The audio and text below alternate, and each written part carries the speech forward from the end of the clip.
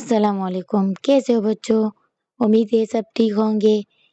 میں ہوں آپ لوگوں کی اسلامیات ٹیچر۔ آج ہمارا جو عنوان ہے وہ ہے سحری اور افطاری۔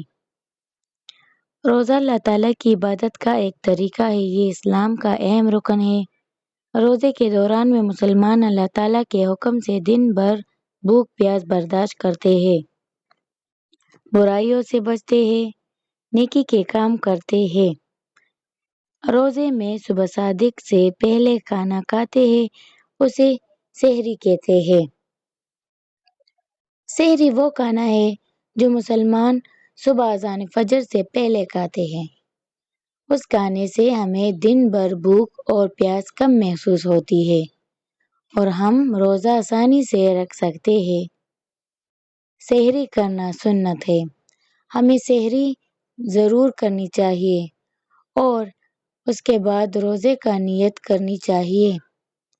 سحری کے فائدے: اللہ تعالیٰ کی رضا ملتی ہے، ہمارا جسم صحت مند رہتا ہے، ہمیں عبادت کرنے کی طاقت ملتی ہے، دن بھر بھوک پیاس کم لگتی ہے، ہمیں طاقت دیتی ہے۔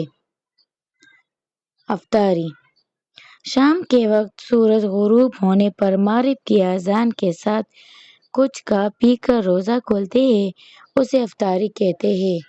افطاری وہ وقت ہے جب روزہ دار سورج غروب ہونے کے بعد اپنا روزہ کھولتے ہیں۔ ہم اللہ تعالیٰ کا شکر ادا کرتے ہیں۔ روزہ عموماً کھجور اور پانی سے کھولا جاتا ہے، اس کے بعد پھل اور دیگر کھانے کھائے جاتے ہیں۔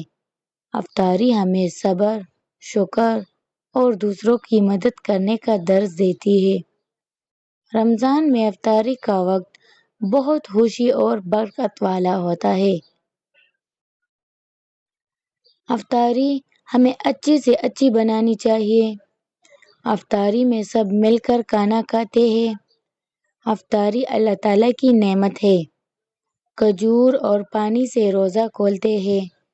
افطاری سورج غروب ہونے پر کی جاتی ہے۔